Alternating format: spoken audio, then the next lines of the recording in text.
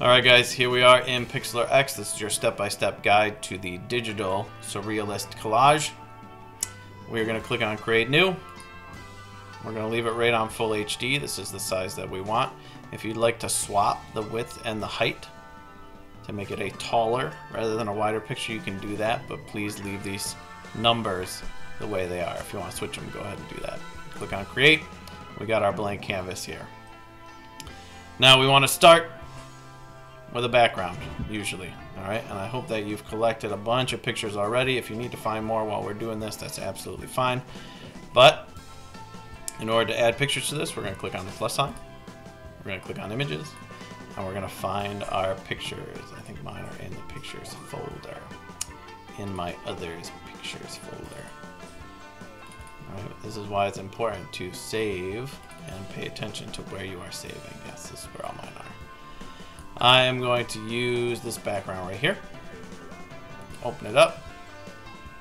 And there you go. You can see it's much bigger than our canvas. So I'm actually going to, first thing, with this arrange tool, grab the corners and get it to fit the way I want it to. Make sure it's going all the way to the edges, though. I don't want to see any of this background here. So I'm going to put it right about there. Alright. Now we need to start adding other pictures to it. The first thing I want to add is, I think I've got a interesting picture of a farmer. So I'm going to hit the plus sign, go to images, and we've got this guy here. He's picking rice, I think. Alright. Now I want him to be humongous, so I'll make this bigger.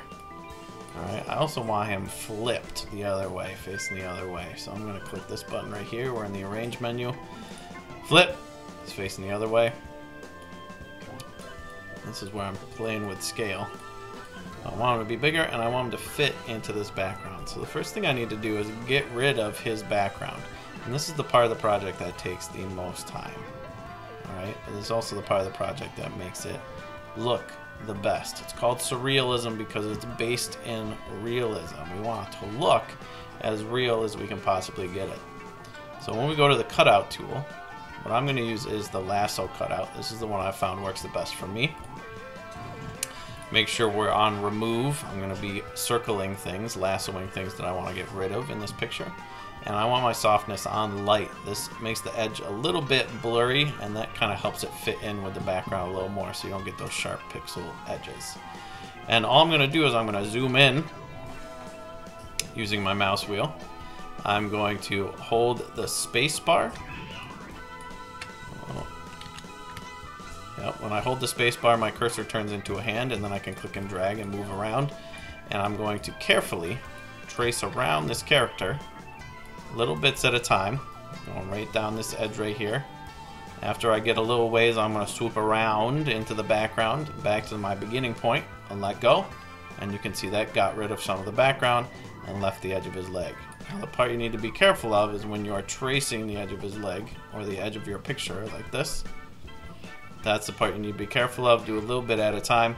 And remember what we practiced before. If you accidentally take out too much, the great thing about this tool is we can go to the keep option, draw a circle around it, and it will add it back in. Switch back to remove and go along the edge in a better way here. Alright. So, like I said, this should take you the most amount of time for the project. We want this to look nice. I'm going to speed mine up so you don't have to watch me do my entire thing.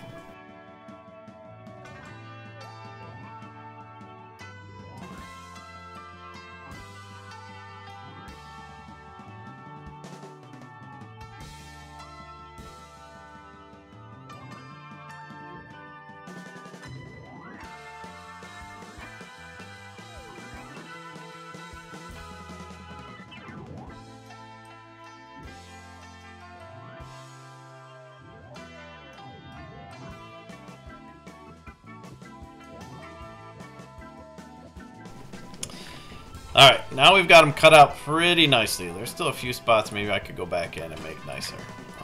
I don't want to see any of the background showing through on these edges, because that's going to make it seem like it doesn't fit in if it gets some kind of outline like that. Alright, but now I want them to be kind of behind these trees. And that I could do with the cutout tool and zoom way in and try and trace these trees like this. but that's not going to look so good, and that's going to be hard for me to get it the correct way. The way I like to do this is making a sandwich with my background pictures.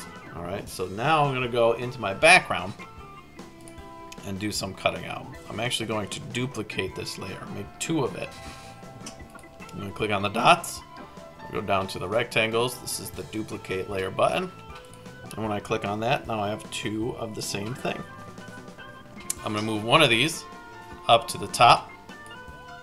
Alright, now this is on top of my guy. I can't see him at all. I'm going to turn this bottom one off by clicking the check. This doesn't delete it, just hides it for a second. I'm going to make sure I'm in this top one.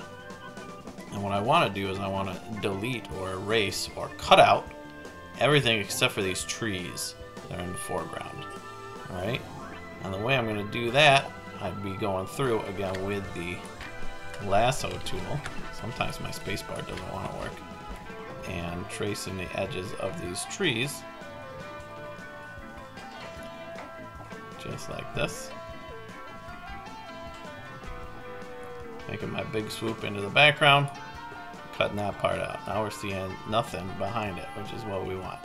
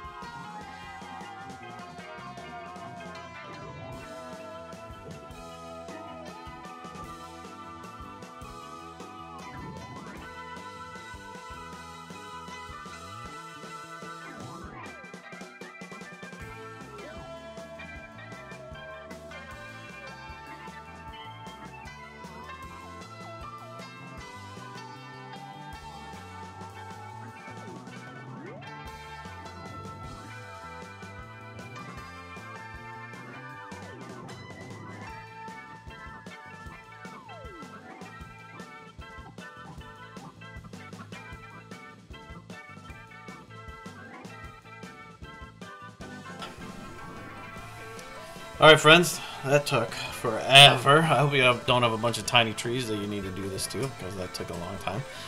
Now you can see, this doesn't look all that great, but we don't have this layer turned back on. So what we have here is we've got this layer here, that's just the front trees. We've got this layer here, that's our person. And we've got this layer in the back, that is the whole background. Now if I turn the back layer on and this front one on, it doesn't look like anything happens.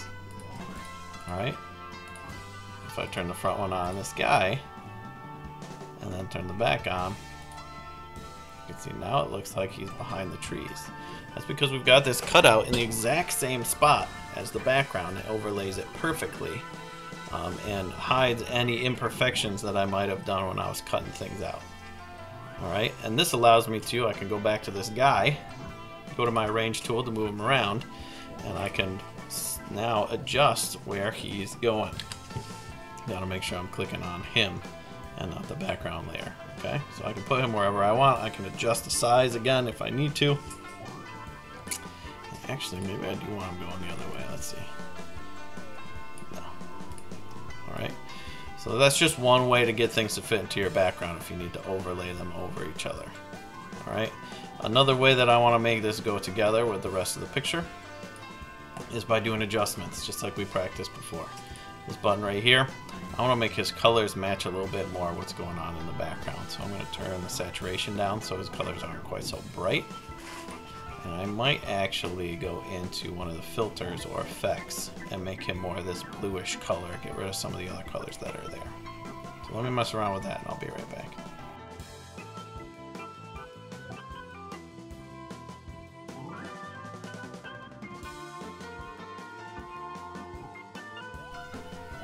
Alright, and there we go. We got this guy pretty well integrated into our background, which is fantastic.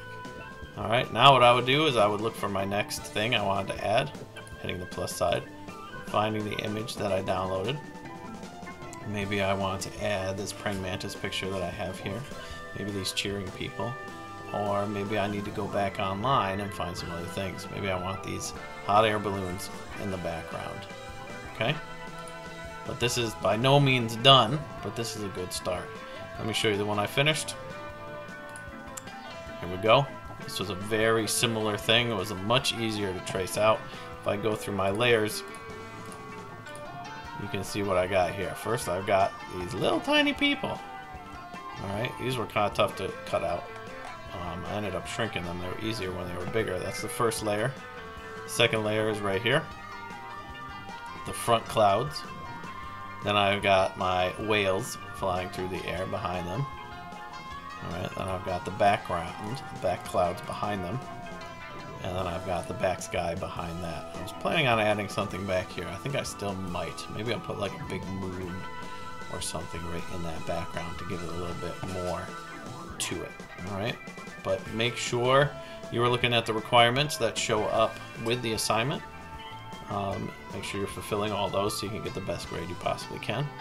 And again, I will say it again, this cutout tool when you're cutting out your pictures is the most time consuming, but also the most important part of what we're doing here. Once you get that done, it's easy to play around.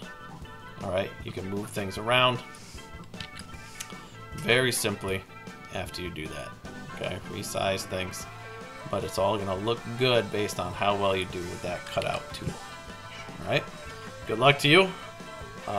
As always, you can email me or come to my office hours if you have any questions. And good luck.